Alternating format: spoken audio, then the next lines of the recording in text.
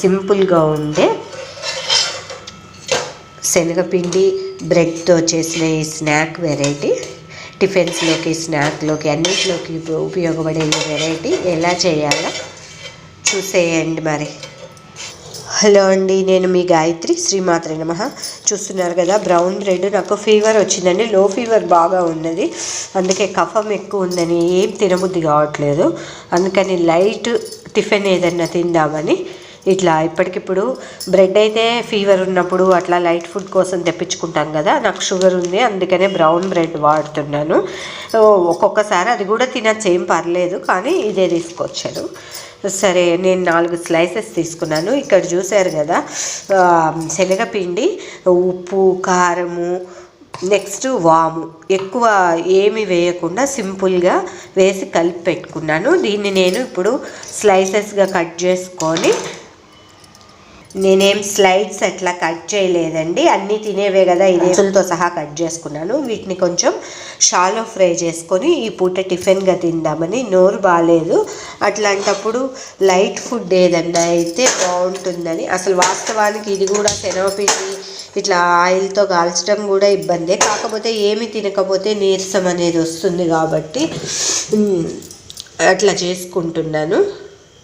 కొద్దిగా ఆయిల్ వేసుకున్నాను. స్టార్టింగ్ కొంచెం పెనమంతా స్ప్రెడ్ చేసుకోవడానికి. ఇవన్నీ ముందే కలిపి పెట్టుకున్నానండి, ఓపిక లేదు అస్సలకే. కాకపోతే కొద్దిగా అది ఏదో ఒకటి చేసుకొని తినాలని ఇట్లా ఒక్కొక్కటి డిప్ చేసి సైడ్కి పెట్టుకుంటే బాగా పట్టాలని ఏం లేదండి, లైట్గా పట్టినా సరిపోతుంది, మన చాయిస్. ఇట్లా మనం ఎన్ని తినదలుచుకుంటే అన్నీ చేసుకోవచ్చండి. చాలా బాగుంటుంది. నోరు బాగున్నప్పుడు పిల్లలకి ఈవినింగ్ స్నాక్స్కి, లంచ్ బాక్స్లో స్నాక్ ఐటమ్గా ఎవరైనా, పిల్లలు ఏంటండి పెద్దలు కూడా ఆకలైనప్పుడు అన్నీ తింటారు కదా. ఇంకా దీన్ని చాట్ లాగా కూడా చేసుకోవచ్చు. మన క్రియేషన్ అనేది మన ఇష్టము. కాకపోతే ఇట్లా ఏమి ఓపిక లేనప్పుడు కూడా ఇట్లా డిప్ చేసేసి మనం చేసుకోవచ్చు. నాన్ స్టిక్ ప్యాన్ అయితే చక్కగా ఈజీగా ఫ్రై అవుతుందండి. ఇది డీప్ ఫ్రై కాదు కదా, అందుకనే ఈజీగా ఫ్రై అవడానికి నాన్ స్టిక్ పెట్టుకున్నాను. చూసారు కదా 4, 5, 6 పట్టినవి, అంటే 1.5 స్లైస్ పీస్ చేసినవండి. నా వీడియోలు మీకు నచ్చినట్టయితే please like, share, comment, please subscribe. చూస్తున్నారు కానీ లైక్ చూడటమే తక్కువ ఉన్నాయి వ్యూస్.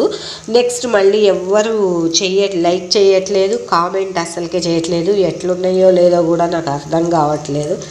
కొంచెం ఆయిల్ వేసుకుంటున్నాను. చిన్నగా ఫ్రై చేసుకోవాలి ఇవి, మరి హడావిడి పడకుండా. శనగపిండి ఉంది కదా, 2 వైపులా చక్కగా వేగాలి. ఒక్కొక్కటి టర్న్ చేసుకోవాలండి, మీకు చూపించకుండానే 3 టర్న్ చేసేసుకున్నాను. ఇవి మధ్యలో అతుక్కుంటే అయినా ఏం పర్లేదు.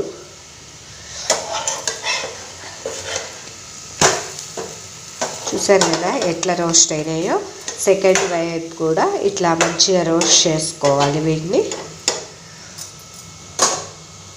ఎంతో సింపుల్గా చేసుకోవచ్చండి, పెద్ద శ్రమ ఉండదు. అప్పటికప్పుడు బ్రెడ్ ఉంటే సరిపోతుంది. నోరు బాగుండినప్పుడు కూడా ఇవి తినడానికి బాగుంటాయండి. మనము దీంట్లోకి సాస్లు జలుబు చేస్తే కఫం కాబట్టి పిల్లలకైనా మంచిది కాదు కాబట్టి కొంచెం ఇంట్లో ఏ చట్నీ ఉంటే ఆవకాయ నోటికి ఘాటుగా ఉండేటట్టు మనం నంచుకొని తింటే అది ఎవరెవరి టేస్ట్ని బట్టి.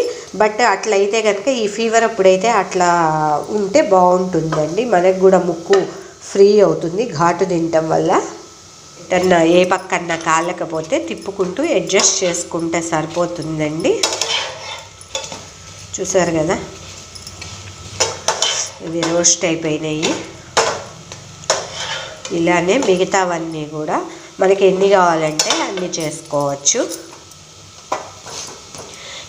ఎంతో సింపుల్గా చేసుకోగలిగే ఈ ఐటెం మీకు నచ్చిందో లేదో కామెంట్ చేయండి, ఎలా ఉందో కామెంట్ చేయండి. ఇవన్నీ ప్లేట్లో సర్దేసుకుందామండి, మనం తినడానికే కాబట్టి. ఈ మిగతా స్లైసెస్ ఉన్నాయి కదా, నేను ఊరికే ఫ్రై చేసుకుంటున్నానండి. పిండి కూడా నేను ఎక్కువ కలపలేదు, ఎందుకంటే నోరు బాగాలేదు కాబట్టి తినలేననే ఉద్దేశంతో కొంచెమే కలుపుకున్నాను. ఇవన్నీ ఒకసారి షాలో ఫ్రై లాగా చేసుకుంటే మనకి తినటానికి ఆ పచ్చిదనం లేకుండా బాగుంటాయి. అయితే కొద్దిగా పిండి ఉందండి, ఈ కొద్దిగా పిండి ఒక దాని మీద వేసేస్తాను. ఎందుకు మిగల్చాలి, ముంచేసుకోకపోయినా ఒక పక్కనే వేసుకోవాలంటే ఇట్లా వేసుకోవచ్చండి. ఇవి అయిపోయినాయండి, ఇవి కూడా ఫ్రై అయిపోయినాయి. తీసి పక్కకి పెట్టుకుందాము. కొంచెం వేడికి కాలితే పచ్చిదనం పోతుంది.